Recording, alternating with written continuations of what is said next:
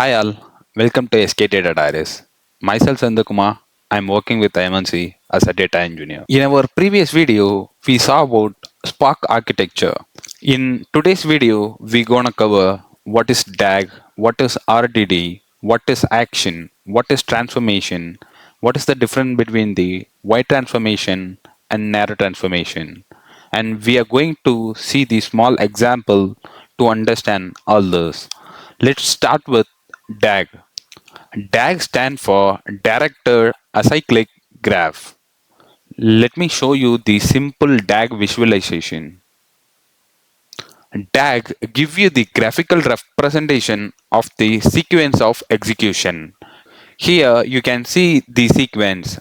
Once the stage 1 executed, then only the stage 2 execute and then stage 3 will get executed. Here you can see there is no cyclic sequence.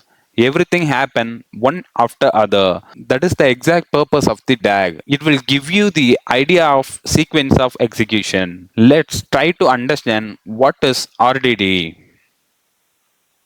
RDD stands for Resilient Distributed Dataset.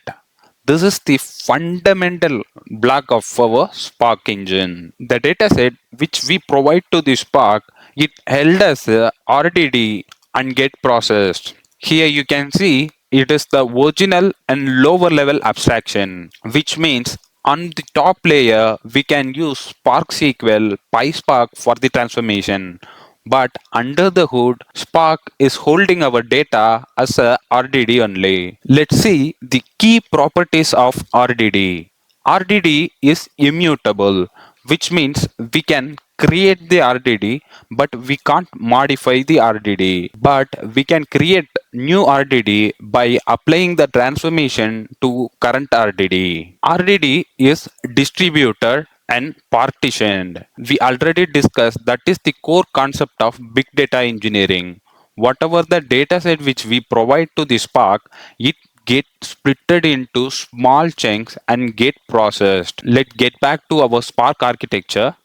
Here our driver program receives the dataset and it splits our data and give it to multiple worker nodes. If you recall our chef and kitchen analogy, this makes sense now. And RDD is fault tolerant using lineage. What is the lineage? In earlier part of video, we discussed about DAG.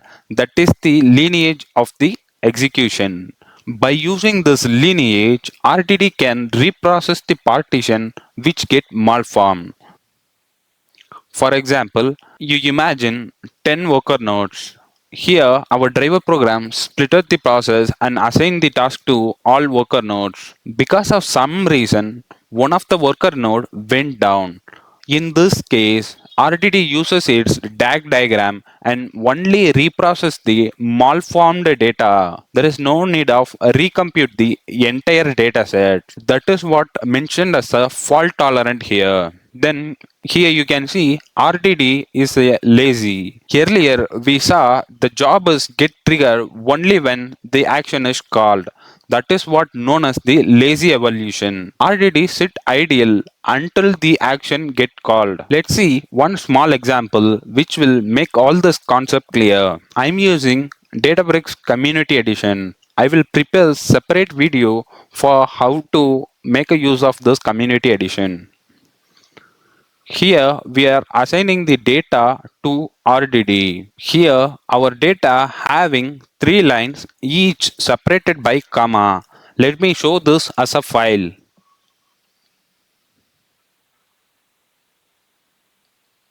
Imagine we are going to process this file. This file having 3 lines each separated by comma. In real world, we process much bigger file than this. For the simplicity, I am using this file. Now the task is to count the each word in our file. Now we are assigning this file as a RDD. Here you can see Spark context. Spark context and Spark session is the entry to the Spark engine. Don't worry about the code now. Now on top of our RDD, we are going to apply flat map transformation, then map transformation, then reduce by key transformation, Finally, we will going to apply the collect action. What these transformation are doing, we will see that in a minute. Let me execute each cell one by one. You can see after executing flat map transformation and reduce by key transformation, there is no job is triggered. Now watch it closely. After applying the collect action, it will create the job. The job is trigger. This is what I explained as the action triggers the job. Until the action trigger, there will be no job will be created. That is known as lazy evolution. Now let's see the output. Here you can see the output. Let me break down the steps. What happened in our flat map transformation? Our flat map transformation split each line into words and flatten the list. This is the original list we gave to the Spark. This is the output we are getting after applying flat map transformation. Then what happened when we trigger the map transformation? It creates key value pair for each word. This is what I mean key value pair. For each key created the value. Then our reduce by key aggregated the count. Here the aggregation happen. After this we will get our output. All this transformation happen only when we apply the action. Here the output which says the same. Now let's see how DAG visualization for this particular job looks like. Here you can see new stage is created. Let us see why new stage is created. When you go back to your notebook and see your code, we applied flat map and map transformation, which is narrow transformation. But we applied a reduce by key transformation also, which is wide transformation. Because of this wide transformation, we are seeing there is the new stage created here. Now you must have good understanding of what is RDD, what is DAG, what is job, task, what is a wide transformation and what is narrow transformation, and difference between action and transformation. In our upcoming video, we will see about how Spark partition and process the data. With that note, I'm ending today's video. I hope I added some value. Don't forget to subscribe the channel and press the bell icon. Keep learning. Happy learning. Thank you.